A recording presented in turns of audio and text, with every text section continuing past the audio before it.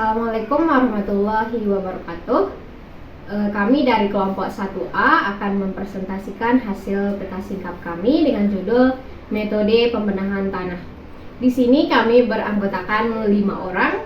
Yang pertama saya, Tita Wanita.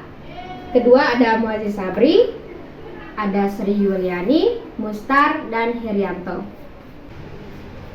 Di sini kami membahas tentang metode pembenahan tanah. Namun sebelum kita membahas metode pembenahan tanah itu sendiri, di sini kita perlu mengetahui apa itu tanah. Tanah adalah sumber kehidupan. 1 sendok tanah yang sehat memiliki jumlah organisme lebih banyak dari jumlah manusia di bumi. Tanah yang sehat menghasilkan tanaman yang sehat karena sirkulasi air dan oksigen serta nutrisi menjadi lebih mudah. Tanah juga memiliki banyak fungsi, diantaranya sebagai tempat tumbuhnya tanaman, penyimpanan air, penyerapan dan penyaringan polutan, tempat hidup bagi makhluk hidup seperti serangga dan mikroorganisme lainnya, serta sebagai sumber bahan tambang dan sumber daya alam lainnya. Lalu, mengapa kita perlu melakukan pembenahan tanah? Tanah perlu dilakukan pembenahan karena beberapa alasan. Di antaranya yang pertama, kesuburan tanah.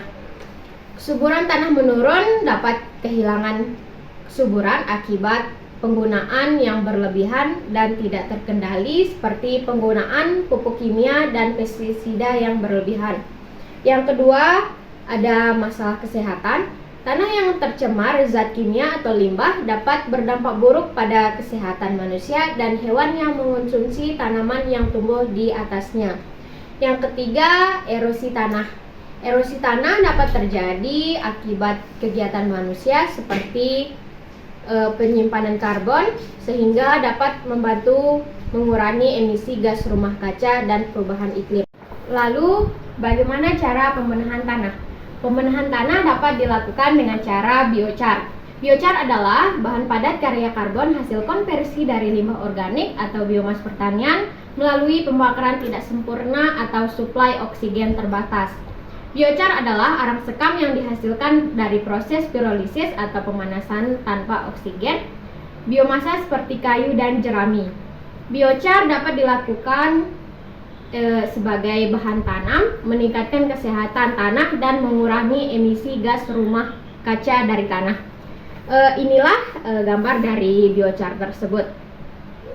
Dan di sini dapat kita lihat ada bahan-bahan pembuatan biochar beserta gambarnya.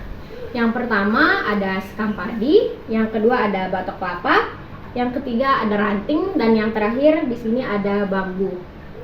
Dan biochar itu sendiri fungsinya untuk menetralkan pH tanah. Berikut adalah 3 perbedaan dari jenis biochar tersebut. Yang pertama, menurut metode produksi, biochar soil pit ini menggunakan lubang di tanah, dan biochar drum menggunakan drum, dan biochar kontiki menggunakan anyaman keranjang dari bambu. Dan yang kedua, menurut skala produksinya, biochar soil pit ini lebih cocok untuk produksi skala besar, biochar drum lebih cocok untuk skala kecil atau rumah tangga, dan biochar kontiki ini cocok untuk skala besar dan skala kecil.